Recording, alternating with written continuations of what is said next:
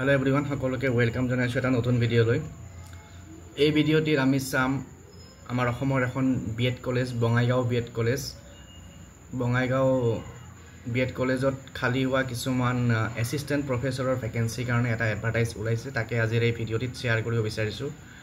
আশা কৰিছো লাষ্টলৈকে চাব ভিডিওটো আৰু যদি চেনেলটো নতুন আহিছে সাবস্ক্ৰাইব কৰি ল'ব।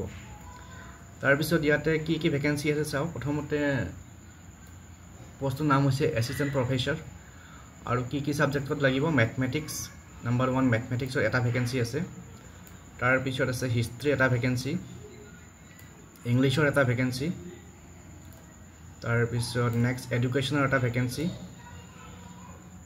ফিজিক্যাল এডুকেশন এটা ভ্যাকেন্সি আৰু কোৱালিফিকেশন NCTE নৰ্মস মতে হ'ব। Post graduate degree in concern subject with 55% marks with net SLET or PhD আৰু salary negotiable।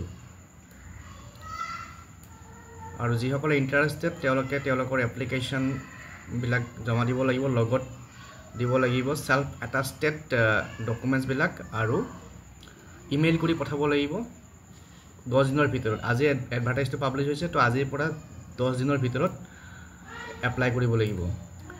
আৰু ইয়াতে